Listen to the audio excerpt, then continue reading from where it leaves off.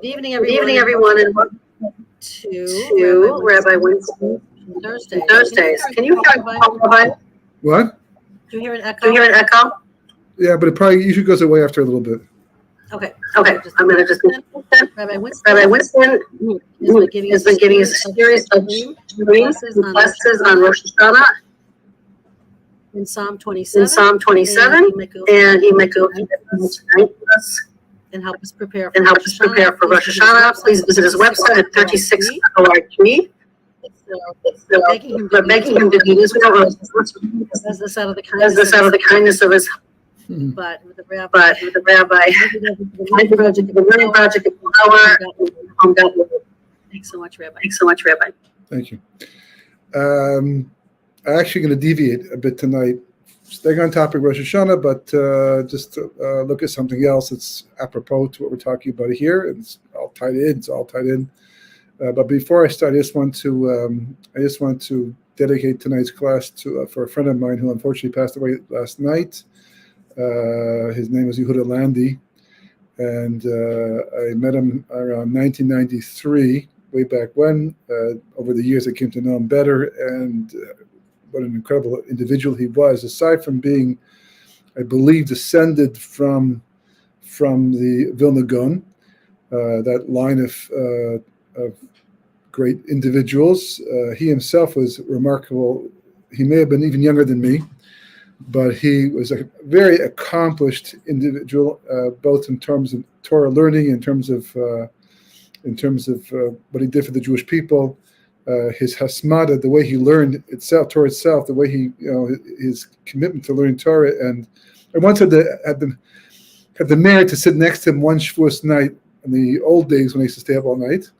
And I sat next to him, and it was a remarkable experience. He was, I guess, taking a break by learning because he gives classes, and he was actually a tour guide too, a remarkable tour guide because he knows Tanakh so well and archaeology and history, and he's traveled to find information, and he's given that on his tours, and people who went with him were amazed how much he knew and how much he was able to explain to them based upon Tanakh. He brought Tanakh alive through his tours.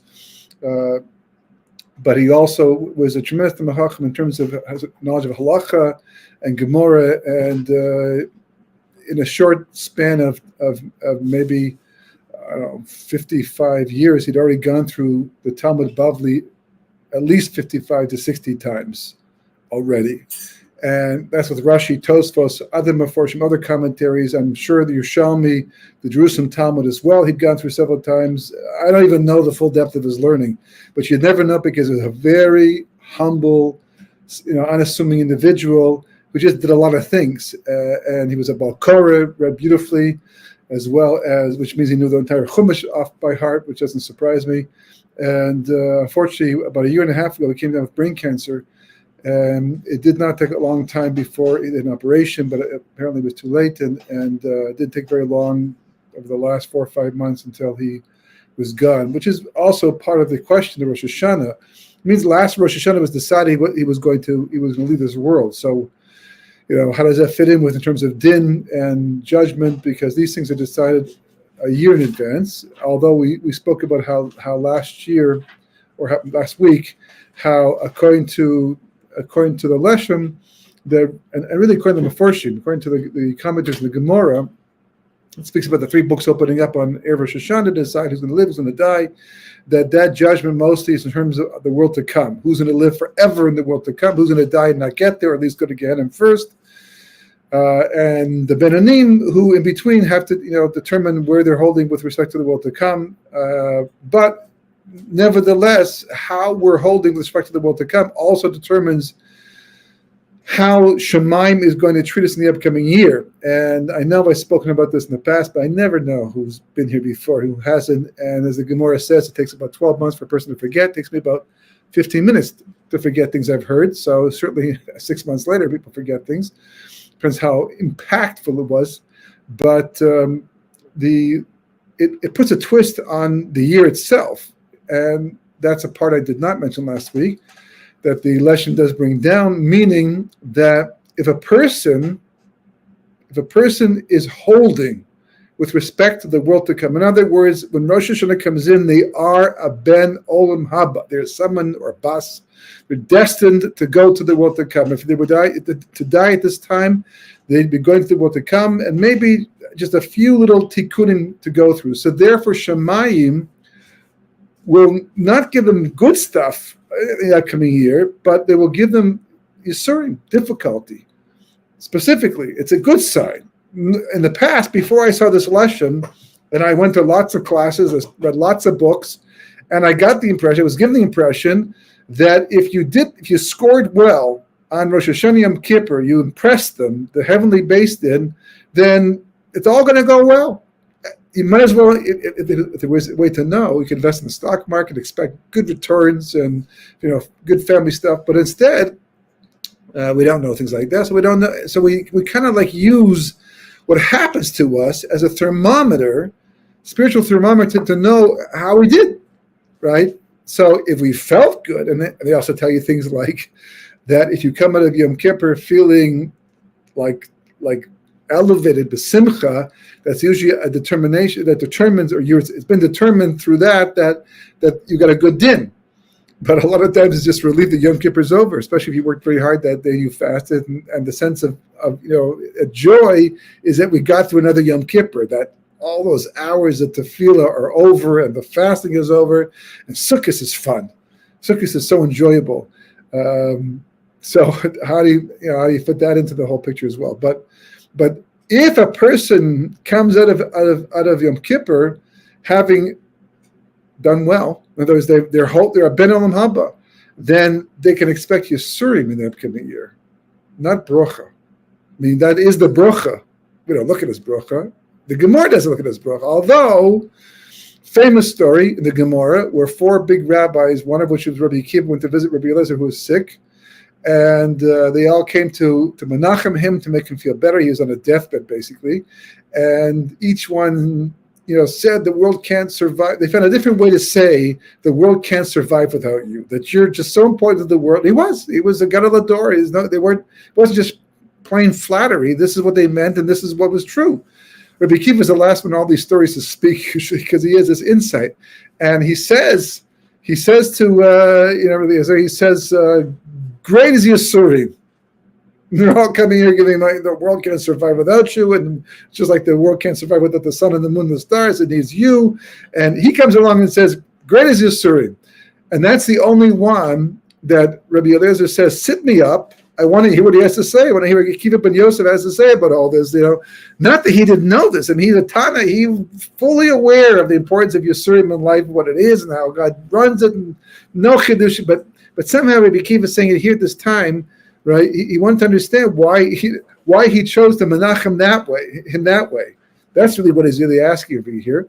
And he says, because until now, I saw, Rebbe doing so well, prospering. I never saw bad things happen to him.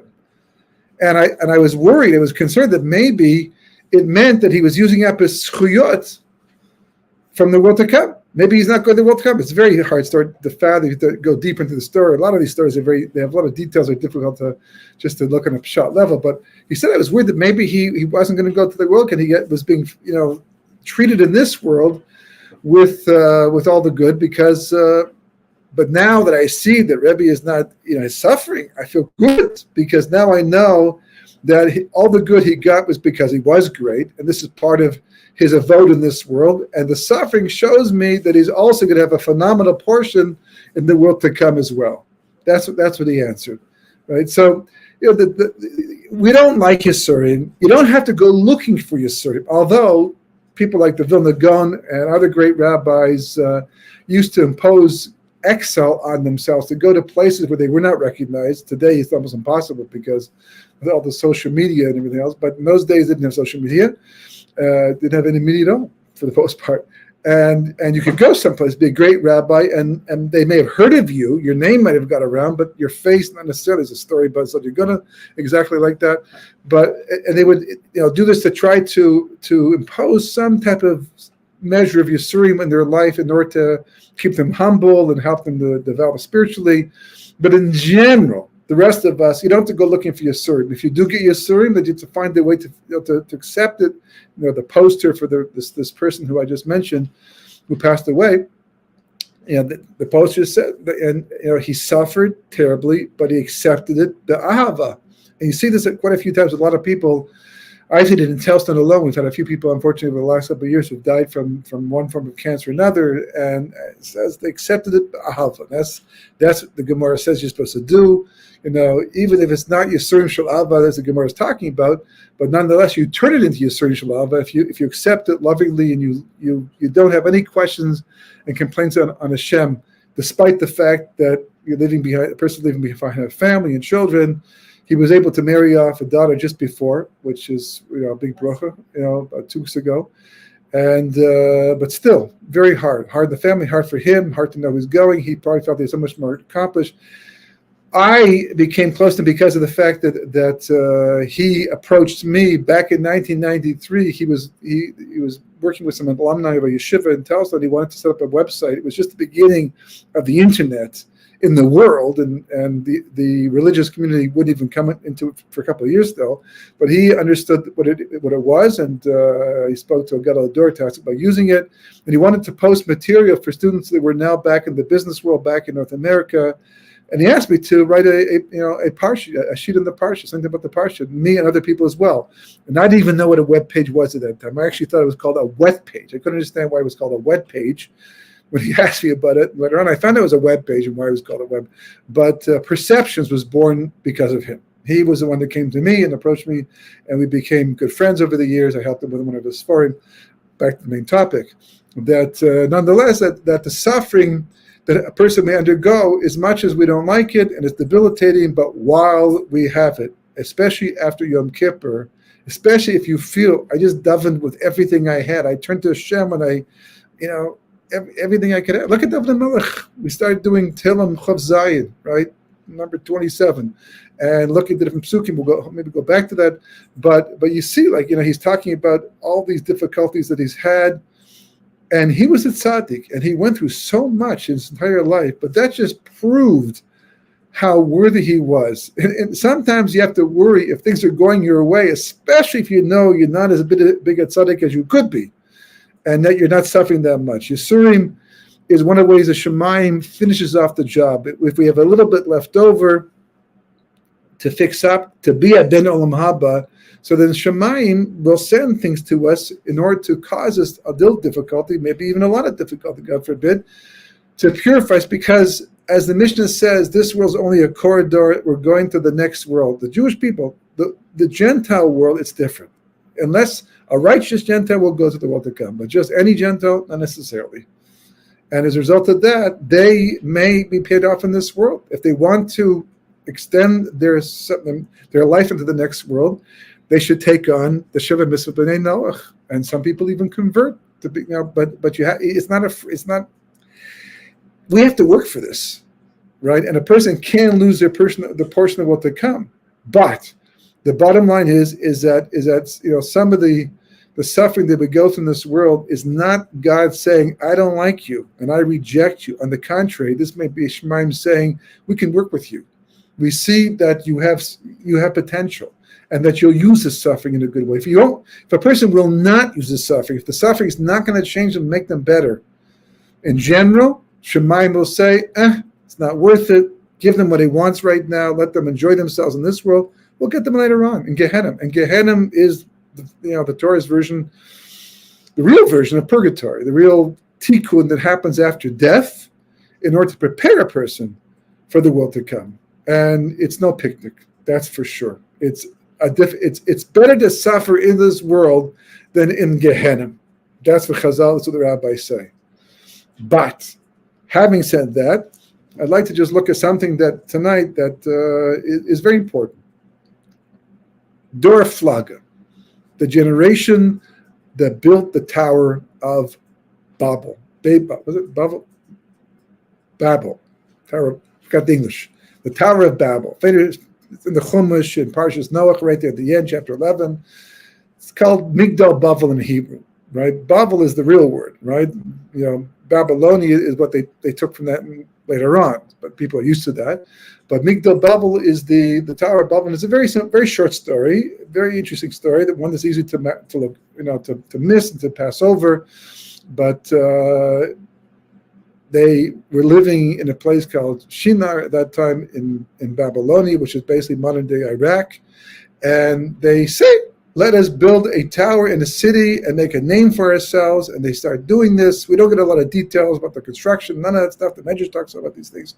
The Gemara talks about these things. And they build this huge tower. And they were so devoted to this tower that all the energy, all the resources went into this tower. It was a new world order. It was an organizing factor for the people of the world at that time. And the Torah says in a few lines later, God says they're all speaking one language, and this is what they do with their koiches, with their energy, their unity.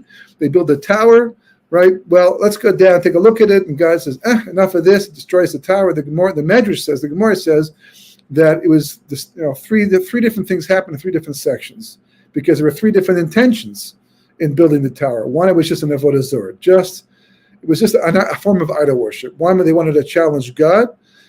They put a sword on the top of it and said, God, you can have Shemaim. We're taking the earth. It's going to belong to us. And the third one was that they believed that every 1,656 years, the Shemaim collapses because of all the judgment of the evil people. There's a whole cheshbon as to how they came to this. I mean, the reason why they thought that was because the flood took place 1656 from creation. So it wasn't a random number, but then they figured out why this number is so important based upon Kabbalah, and they wanted to build some kind of support. Now, Shemaim is a big place. If you're trying to hold up a floor, right? One pole is not going to do it. It's going to collapse.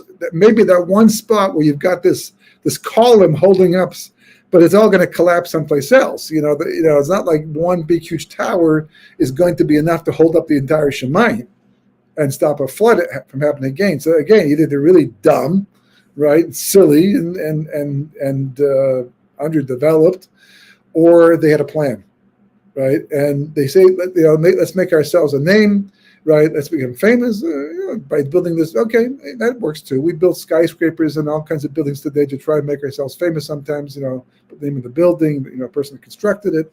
It's good for business. But the question is, what's really going on here? I can't go into all the Kabbalistic details right now because it would take too much time to explain, but the Zohar explains and says that they weren't simple people. As much as we look at them as being backwards from our perspective, because we've been here for now 5,700 almost 84 years, right? And they lived way back then, and clearly the technology back then was not like it is today, and we're so smart, and what could they possibly have known back at the beginning of history? Well, yeah, that's the way it looks from a secular perspective, but that's not the way it is from a Torah perspective. From a Torah perspective, Adam HaRishon was created at an extremely high level.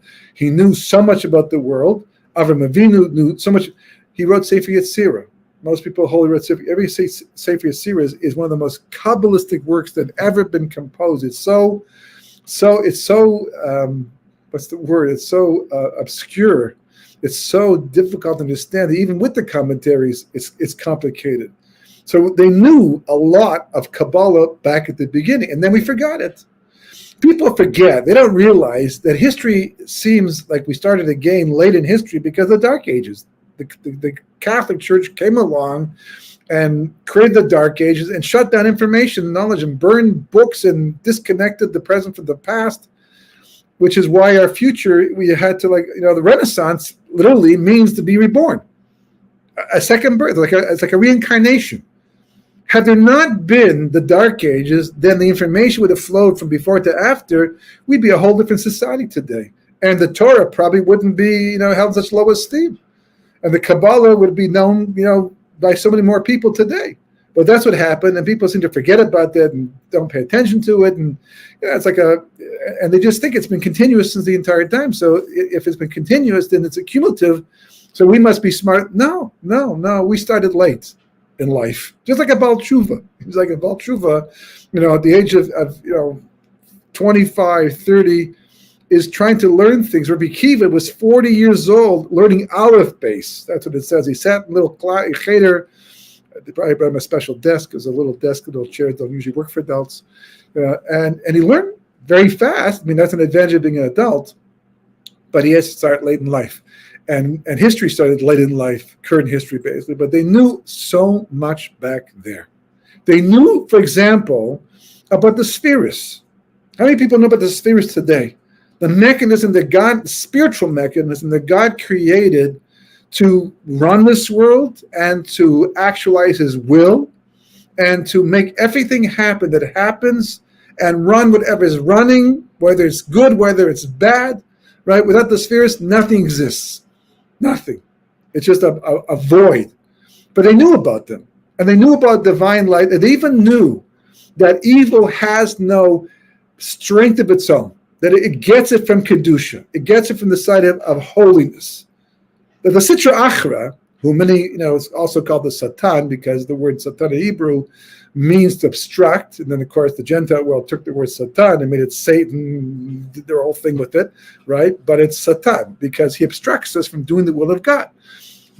Otherwise, known as the Sitra Achra, which is Aramaic, which means the other side, because we're supposed to be the side of holiness, he's on the side of impurity. So he's called the Sitra Achra, right? They know that Sitra Achra has no power. He works for God. He has to get all of his energy, we call them klipas today, or chitzonim, which means peels or externalities, but it's the reality of evil and impurity in creation. They knew about that. People today don't know about that, but they knew about things like this. They knew how the world worked, spiritually, kabbalistically. And they had tremendous taiva, because also desire was very strong in those days, much more so, especially for idol worship than it is today. And they want, what did they want? What did they want? Well, technically, what they wanted to do was capture the malchus of Atzilus, bring it down to the tower, so to speak, spiritually speaking. That's not physical reality. The malchus of Atzilus is not a physical reality. It's a spiritual reality.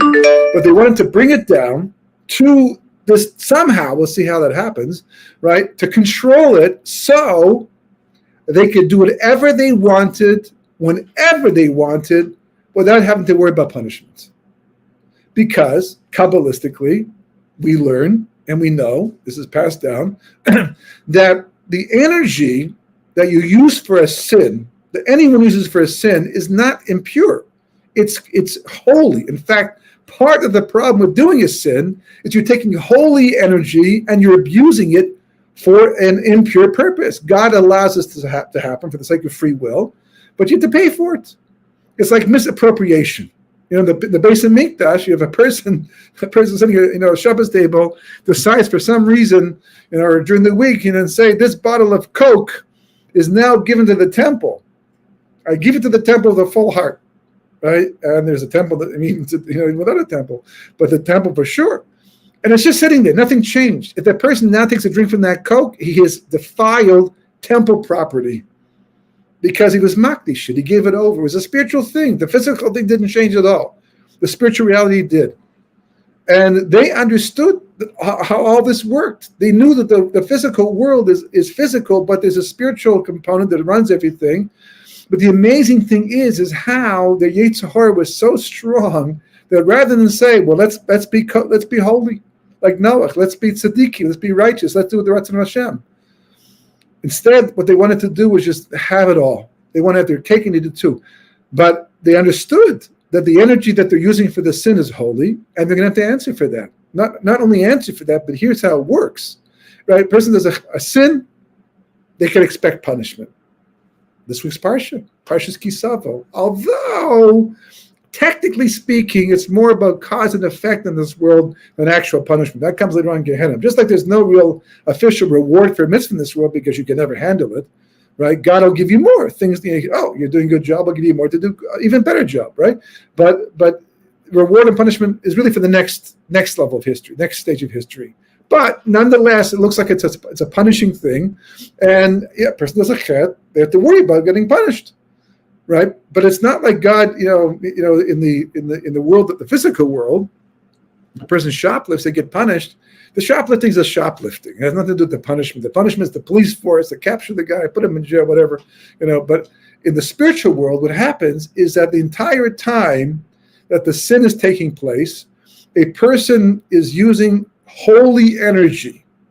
The moment the sin's over, that energy continues on after and now evolves into the actual punishment, because it has to become cleaned off. It has to be, rectified. You use something, the same thing is like, you borrow someone's book, for example, without permission, and you got it dirty. You have to clean it off after this. You don't clean off another book. Clean up this book. This is the book you borrowed. This is the book you stole. Whatever. You have to wipe it off. So when a person does a sin, they're actually creating their own punishment. There's a time delay, miraculous time delay. It should be instantaneous, because God likes to give us time to do tshuva. He gives us a certain amount of time to do tshuva, so he doesn't let it happen right away.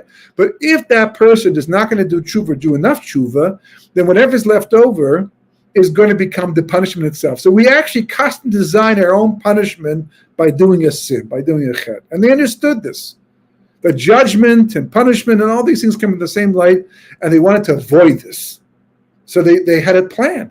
They had a plan to capture, so to speak, again, spiritually speaking, not physically speaking, but capture that koyach, that energy in the world that provides the energy to be able to do the things we want to do, but also to cut it off, that it cannot turn into punishment. And they did this Kabbalistically. How they do Kabbalistically? They built the tower. And this is a really important point, that until you hear this place, like, what? It's crazy. What are we talking about? How does it even work? But when you understand the mechanics of it, right? The Leshem explains, which is where they're getting a lot of this from, the Leshem explains that intention with an action has a tremendous impact on creation. We know this. Well, we're supposed to know this. I mean, I don't know how many people believe this today. Once upon a time, we did. But, when you pray and you say certain words, you're praying for redemption, for example, or you're praying for a full shlema, for health. Now, if you just say the words mechanically, you don't really believe it makes a difference, but you have an obligation to say it anyhow. You're afraid not to say it because then, God forbid, you might get punished for not being healthy and whatever. But you're not really into the prayer. 1, 2, 3. Today I davened the mincha. I'm telling you, if I didn't know better, I think it was an Olympic race. Not mine, but the guy who was davening, is like, maybe he had confronted so quickly. But everybody else is distracting, disturbing. It's like we kind of lost that connection. Even on Rosh Yom Kippur, a lot of people don't understand what's going on. They don't really believe fully, maybe intellectually, but not emotionally. If people understood the impact they could have today through their tefillah and the actions they do, both for good and for bad, there'd be so many more people living righteously. All of us, every one of us. Explains that action, that word with that intention, and the more intention you have, actually draws down the energy. So, for example, you're davening for the refuah shleim of somebody, and you really daven hard, and you're saying the words for it. And it's real. You are definitely drawing down the energy for this person to have a recovery, either you or for somebody else, or for parnasa, or for whatever else you're asking for. The energy will come down. So you'll ask the question, but the people still die. I mean, we daven for this person, daven for that person, and they still die. Yeah, there's overriding factors for sure. But you should know it's not wasted, because God may say, I cannot heal this person right now because that's not the best interest of them or the world. But the energy that you brought down, I, first of all, credit you with it. And second of all, I will use it for somebody who can't afford to be healed. So that energy might not go to the person you prayed for, or maybe it will, or maybe it will prolong. Who knows? We don't know. But it can go to somebody else who God says, this person's only meant to be sick for a little while, and you will be my shaliach to make them better by doing this. Or parnasa, right? Maybe your parnasa, someone else's parnasa. There's stories upon stories upon stories upon stories about how people davened and energy and things change. Miracles happen, if not for them, for somebody else. There are other cheshbonish. There's gilgulim. There's reincarnation. right? A person, and I have no question about this, my friend who passed away, right, that he was such an amazing person that more than likely he probably finished his tikkun. He finished his rectification. He was done. There was no, and his suffering just did the rest of it. And as a result of that, staying in the world longer wasn't serving any purpose. For his family, yes. For his children, for sure, right? But God determines what has to happen, when it has to happen. But the energy comes down. And you have to believe it. You have to know it. I could spend another 20 minutes talking about that, not tonight, but I can't emphasize it enough. You have to believe that you have this tremendous, especially with the Jewish neshama, you have to understand there's a tremendous koich and power, and you have to believe. Yeah, bitachon and emunah means you trust in God, have faith in God, and God will do a miracle for you. But it's more than that. It's this idea that you're empowered to do phenomenal stuff. Where there's the Sitra Achra, the Yetzer Hara is so blinded us to this thing that we really have lost faith in this late stage of history, so far down the road. Do we really have such things like that? Or once upon a time we did, but today we're nobodies? No, it's always ongoing. We may be weaker, harder to convince, that's true, but the actual power is there in creation. And I'm a Kabbalist understands how to use these names of God and the spheres. I mean, they know how to do these things, to draw it down. And the Dor Flaga, they did too. They understood that. They understood how to use these koiches. So they built the tower, for example, it says 230, it says a huge number, but based upon the number 236. Why the number 236? It's a gematria. The gematria 236 is actually equal to 4 expanded names of God that correspond to the 4 levels of reality that we live within. If you want, you can send you the material. You can read for yourself. But the point I'm just saying, the main point I'm making without going through all the Kabbalah behind it, is the fact that these people understood how the world worked better than we do. They just had huge Yetzer Haras, big taivas. They wanted to do what we also want to do, maybe just more intimidated. The Leshem says that what they were basically doing is, to borrow an expression from the Megillus Esther, they were trying to take the scepter of the king with the king in the house. In other words, they're trying to capture a holy part of the system that they could control it. It's like a coup, so to speak, in government, right? Where in the meantime, as long as the king controls the army, then the people who are against the king or against the president, against the prime minister, they can't do anything. So what do? Some general comes along and takes control of the army, and by doing that, they throw out the leader. One day he's an all-powerful leader who, on his command, can send the army in, and the next thing you know, he's running for his life and living in exile, right? They're certainly taking control of it, and they were wrong for doing it. But if they weren't right in principle, then God wouldn't have come down to destroy the tower. It wouldn't have been necessary. Let them waste their time. I'll get them later on. There's lots of things that God has allowed people to do. Crazy stuff like that over history. Look at the Great Wall of China.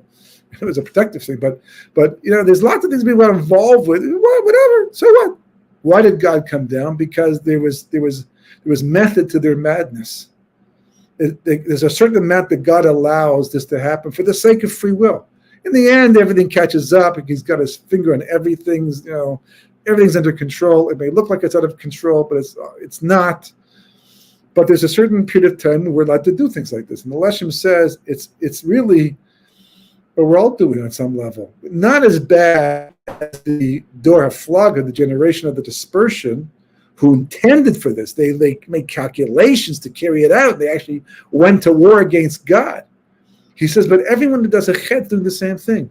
Lamashal, an example, right? Imagine a father buys a son a gift. He buys the son a car, or he buys a hammer or something, and he gives it to the son and says, "How is a gift from me?" The son says, "Thank you very much," right? So, but the son then uses that gift in a way that the father meant it to be used. Then it's ki'ilu that the son is always connected to the father through the gift. And he's always thinking about the father, because he's always asking himself, what would the father want me to do with this? What would dad want me to do with this thing? I can't drive too fast. I can't drive dangerously, because that's not what my father had in mind. So he's always connected. right? But if a person then takes what God gives them, or if the son takes what the father gives to him, and now starts smashing windows and doing things the opposite of what his father had in mind when he gave him the gift, so it's as if he's separated from his father. As if the gift itself became the vehicle, literally, to disconnect him from his father. He didn't forget about his father. He knows his name still. But by using the gift in the opposite way, it's as if he cut his father off. So when a person does a chet, a person does a sin, a person does something that they want to do, it's like their taivas, their drive to do something. They keep Shabbos, and they keep kashrus, and they tar mishpach, and all these, kashrus, you name it. But they have their weaknesses, and we all do, right? But you have to know this is what's going on. In a sense, we're replicating, we don't intend to build a tower. We don't intend to disconnect the spheres from God. We don't want to, interrupt the system and the flow of light, like Dora Flaga did. And that's why they're punished so severely. But nevertheless, in Kabbalah, was always this idea was called Ke'ilu. Ke'ilu means it's as if. What does it mean, as if? It means that what you're doing may not be the actual thing, but the net effect of what you're doing makes it as if you're doing that thing. So even though we're not building a Tower of Babel to go against God and to try to take control of the world, isn't that what we're doing anyhow? Isn't when people stand up and they say things like, they ask, for example, people who are fighting against these reforms and in Eretz Yisrael, and they were interviewed by, many people were interviewed, and they were asked, why do you feel this is something that you have to fight against? And amazingly, a lot of people had no idea what the reforms were about. Why? Their answer was, we don't want to be living in a religious country. In other words, why not? What do you care? It's not like the religious people go into Tel Aviv and sit the bars and say, hey, some people might, but it doesn't happen too often. For the most part, the religious world keeps to itself. And that's the way they want it. They just like to be left alone, at least in Israel. And they don't interfere. Tel Aviv is Tel Aviv. It is what it is, and that's the way they live, and they make a point of it. Right? So what's the problem? Well, they don't want buses to run on Shabbos. They want the buses to be shut. They don't want stores to be open on Shabbos. So that kind of is getting into their life a bit. It's not making them religious per se, but it kind of is a little bit because they don't agree to that. So they don't want that. In other words, they want to be able to do whatever they want to do whenever they want to do it and not feel guilty about it, not feel bad for it. Same thing. That's called building a Migdal Bavel. They don't even know if they believe in God. Some will say that they don't. They certainly don't believe in Torah from Mount Sinai because that would be out and rebellion. Who does that today? Almost nobody. Over history, not many people did things like that. But it's Ke'ilu. That's what's going on. And anybody who's doing a chet, it's Ke'ilu. That's what's going on. It's as if you're building your own Migdal Bavel and going to war against God and trying to usurp his power in this world. So, Amalek, of course, that's what Amalek does. Amalek comes along, and as we see in the end of Parshat Beshalach, it is mafreed between Yud-Kei and Vav-Kei. Hashem's name is Yud-Kei Vav-Kei. Yud-Kei Vav-Kei corresponds to all the spheres. And he wants to separate between the bottom part and the top part. What does that mean? Well, it means that he gets people to stop believing in divine providence. It means that he gets people to believe that God's not there. Anytime, anything that in this world, in history, that comes along and creates even a little bit of doubt in the minds of people that God either doesn't exist, right, or that even if he exists, he's not involved in the affairs of man, as Amalekian.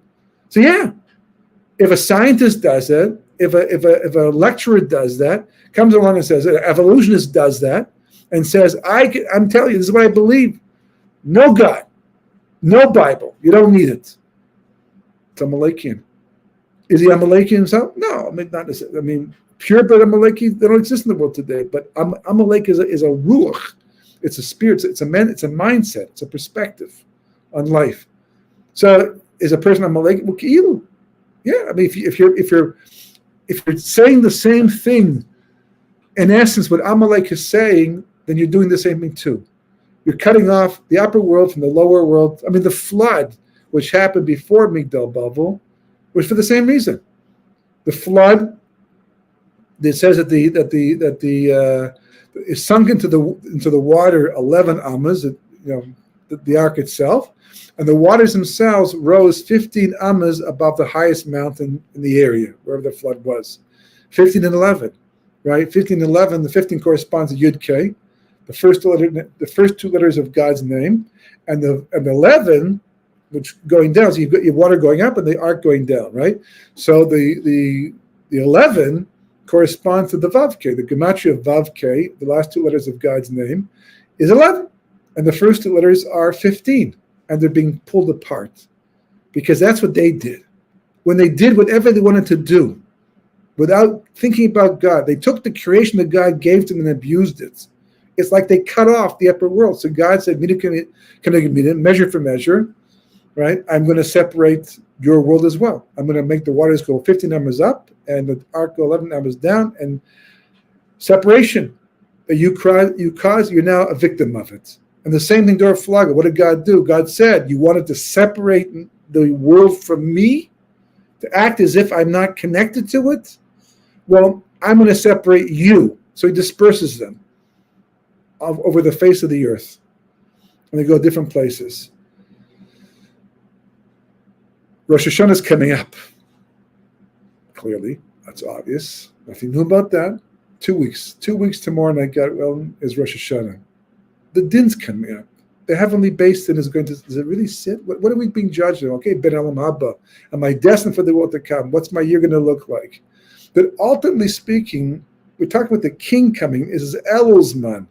That Anila Dodi Vadodi Li. Elul, right? Aleph Lamed Vav Lamed, right? Anila Dodi Vadodi Li. Meaning that I'm to my beloved from Shir Shirim, and my beloved is to me. It means like we're coming closer. God's coming from one direction, from Shemaim down to us, and we're coming from down here to go up to him, right? To meet on Rosh Hashanah, where he's going to sit in judgment. But the real thing we're trying to do is reconnect God to the world. That's what we're really being evaluated in. Now, I have a job. I'm a lawyer. I'm a doctor. I'm an architect. I clean streets, whatever, But I'm not a yeshiva. I'm not an outreach yeshiva. I'm not someone in the streets talking to people about Judaism. So it's like, that's not my job. That's not my tafkid. I don't speak well. Let's make it. You're right. Fine. So you can't do that. So don't do outreach. That's fine. But every single act that we do, when you get up in the morning and you say, Mo de ani lefanecha melech hakayam, you say those words, right? You watch Negavas, you do all this. Like, how are you doing it? As if there is a God, or as if it's just a thing that we Orthodox Jews do, or who knows? And because I'm used to it, that's what I do. Is your heart in it, right? And when you make your brachas, right, especially your brachas on food, on things that going to the bathroom, whatever the brachas you have to make, we make a bunch of them on Rosh Hashanah and Kippur. Like, do you do it with a full heart, like you believe? To the extent that you believe, you are pulling the system tighter together. Shema Yisrael, Hashem Elokeinu Hashem Echad. That's what we end up Yom Kippur by saying, right? Hashem Elokim 7 times. Hashem Hu Elokim, and we say the Shema 1 time, and Baruch Shem Kavod 3 times, because it's all about pulling together, bringing God back into the world, reconnecting the world with Hashem. Now, he never disconnected in the first place, and we can't even disconnect him if we want to, but he'll act as if he did, and he'll make it look like he did. The world, people here, everyone keeps saying the world needs to reboot. It's crazy. Where's God? God's right there watching the whole thing. He's part of it. He's behind it, waiting for us to care enough to reconnect, and we do that every single time that we take God seriously. And that's really what Rosh Hashanah is all about. About that. That's the main judgment. And we have 2 weeks to do a little cheshbon nefesh, to take a look at the way we're living. Take a look, just without even adding anything to it, without even taking more on. Just take a look at what you are doing and ask yourself, what we would call the God factor. How much of God is in it? How much is just habit? How much is because that's what I have to do to not feel bad or guilty? And how much is because I love God and I feel connected and I want to feel even more connected? That's the din. And you get to that point, that's when living really starts to begin. So B'ezras Hashem, still one more week to go. We'll talk about that. Okay, Shabbat Rabbi. shalom. Okay, Rabbi. Shalom. Thank you. And please visit books and